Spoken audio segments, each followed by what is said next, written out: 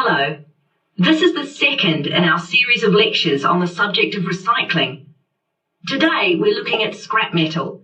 That is, pieces of metal that have been thrown away, or, I suppose, metal which is no longer serving any kind of practical function.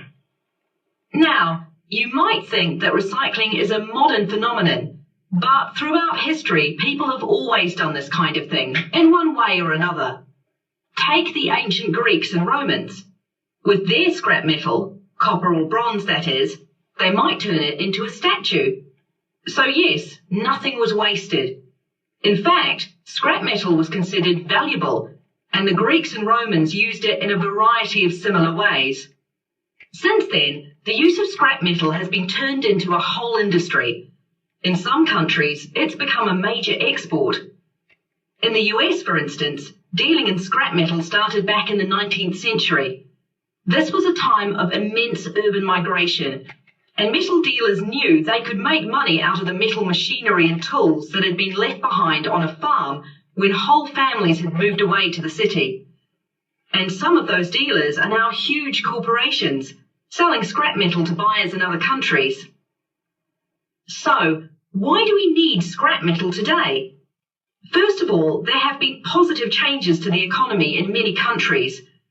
And because people have more money, this is driving up demand for goods, and you need metal to make many of those things. Then, there are issues relating to specific types of metal. For example, take copper. The thing is, there are still plenty of sources for copper, but the issue is the quality. It's just not as good as it used to be. Another reason why we need to locate and reuse old metals is due to an industry that's really been developing over the last few decades. And of course, it's electronics. Think about all the stuff you've bought and then replaced in the last few years. What happens to the things you get rid of? Well, a lot of them just end up being thrown away and the metal components go to waste.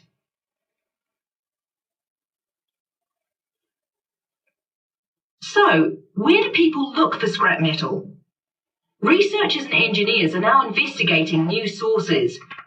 In the UK, one place they're looking at is the sides of the roads.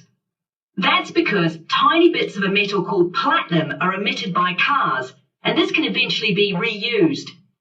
And they're also looking at the side of the road because, with some types of plants that grow there, it's been proved that they can absorb metals really effectively. Sweden is also a country where a lot of work in this area is being done. Sweden used to manufacture a lot of cotton, and so researchers there are looking at old factories which used to produce it, but are now closed down. There is so much metal in the walls and in the flooring that could be melted down again. And in the same country, deep below ground, are many, many pipes that once provided gas to the surrounding neighborhood. It's all there waiting to be excavated, but the trick is how to do this without causing huge disruption to local residents and the traffic flow. So, once we find our waste metals, how do we get at them? How are they separated?